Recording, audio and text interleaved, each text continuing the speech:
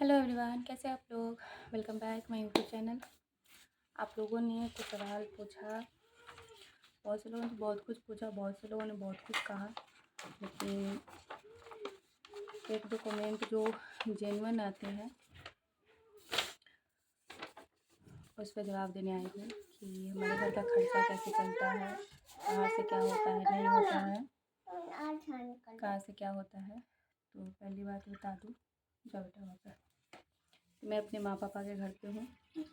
उसी समय से जिस समय से मिठू के पापा इस दुनिया से गए, उसके बाद धीरे धीरे इधर उधर करते करते थोड़ा समय बीता, सब कुछ हुई। तो मैं गई थी वहाँ पर, वहाँ के बात ही नहीं लाते हैं।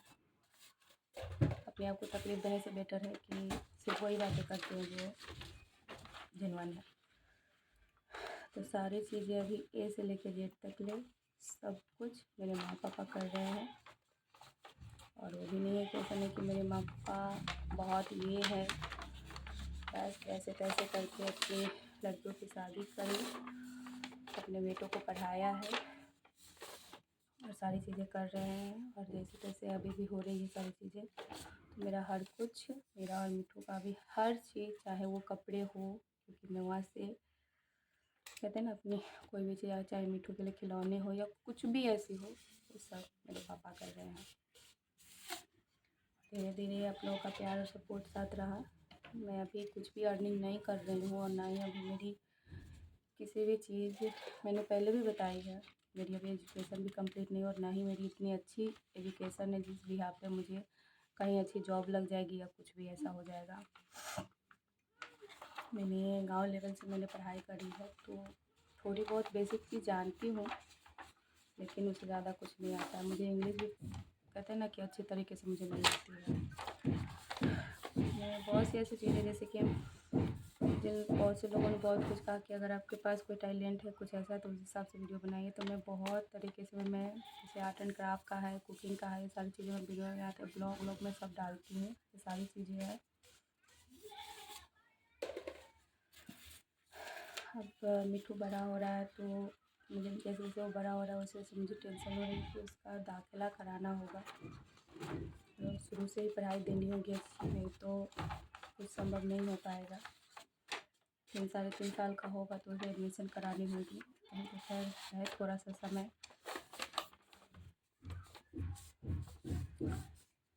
माँ पापा मेरे कर रहे हैं, ऐसा नहीं है, वो सब कुछ कर रहे हैं, लेकिन मुझे किसी पे बोझ नहीं बनना है। मैं बोझ नहीं हूँ उन पे,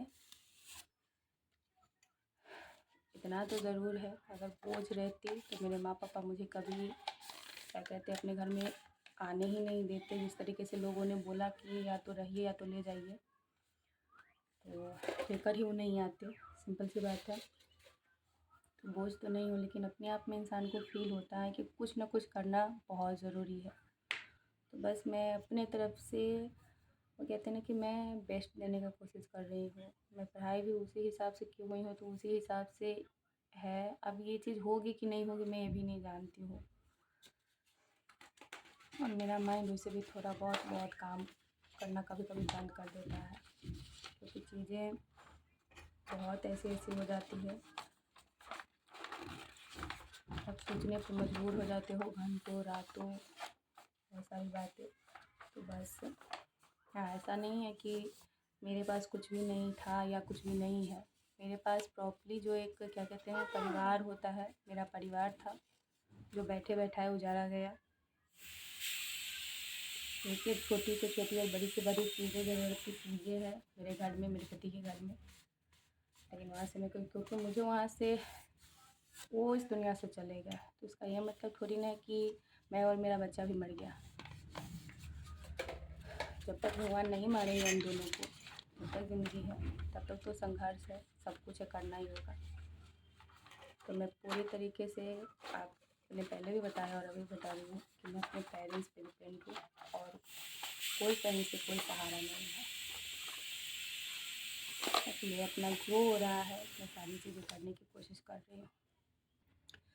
आप लोग चीज़ें बहुत पूछते हो, बहुत कुछ कहते हो, लेकिन सपोर्ट कोई नहीं करता है, कोई भी नहीं करता है। आज बहुत से लोगों ने कहा कि ऐसे वीडियो बना के सहानुभूति से घर नहीं चलता है। सहानुभूति से घर नहीं चलता है। उस टाइम में जिस टाइम में मेरे मिठू के पापा गुजर गए थे, उस टाइम में बहुत से ऐसे लोगों, मैं ऐसा नहीं कहूँगी, जिन्होंने किया है उसके लिए यहाँ से फीलिंग्स निकलेगी। बहुत सी वहाँ की आंटियाँ थी जो अपने हाथों से खाना खिलाया कुछ दिनों तक। तो जो जिसने किया है वो इंसान कहाता ज़रूर है। तो सहानुभूति सबने दी, सबने ये दिलासा दिया कि एक बेटा है, बेटा पर ज़िंदगी काट लेना। तो मैं बेटे पे ज़िंदगी काट रही हूँ। तो उस बेटे के साथ ज़िंदगी काटने के लिए मुझे मेरा सब कुछ चाहिए। उसके लिए किसी ने नहीं बोला। ज़िंदगी तो मैं काट लूँगी अपने बेटे के लिए, और काट रही हूँ और आगे भी काट लूँगी, लेकिन फिर उसका क्या, किस बिहाफ पे काटूँ?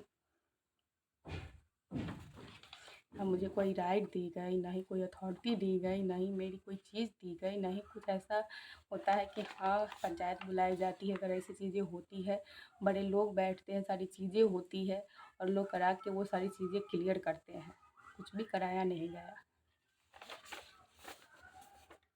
दुश्मन का मैं इतना ही कहूँगी, मेरे पति और मैं उस घर की दुश्मन थी। दुश्मन दोनों ख़त्म और अपना अपना राज सबका। क्योंकि बहुत सी ऐसी चीज़ें हुई है। मैं उन सब मैटरों पे बात नहीं करना चाहती हूँ। या वैसे भी है ना, बहुत सारी परेशानियाँ हैं। इंसान जो सोच भी नहीं सकता है ना, वो एक विधवा हमेशा हर चीज़ झेलती है। हाँ, अपने हक की लड़ाई चल रही है, मैं लड़ूंगी, अपने आखिरी सांस तक लड़ूंगी, क्योंकि ज़िंदगी तो मेरी वहीं पे है जहाँ पे थी, है और रहेगी। क्योंकि मैंने अपनी ज़िंदगी में अपने बेटे के साथ ही बढ़ने का फ़ैसला किया है, किसी और के साथ नहीं। तो मुझे मेरी सारी अथॉरिटी चाहिए। मुझे कोई कमा के खिलाने वाला नहीं है। मैं अपने पैरों पे खड़ी हो रही हूँ। उसके लिए हर चीज़ के लिए वक्त लगेगा, चीज़ें लगेंगी जो हम लोगों से छीन ली गई है। उसके लिए कोई नहीं बोलता है।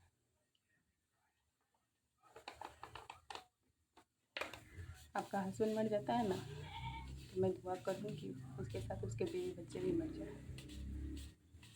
ये मैं जेन्युइन कर रही हूँ।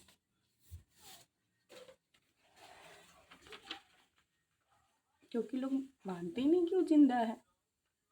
अगर लोग मानते कि मैं और मेरा बच्चा जिंदा है तो ये सारी चीज़ें हुई उसमें, खैर मुझे तो इतनी दुनिया की समझ नहीं है और मुझे समझना भी नहीं है वैसी दुनिया को, जिस दुनिया में इंसानों की कदर नहीं है, तो मुझे वो जानना भी नहीं है और ना ही मैं जानूंगी।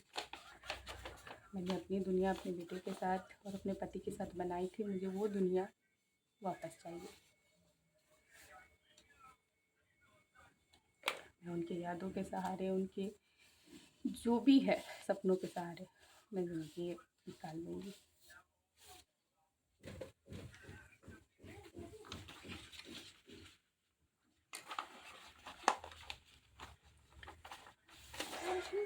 मैं सब बातों पे बात नहीं करती हूँ क्योंकि अच्छी यादों के साथ बुरी यादें भी जुड़ी हुई है।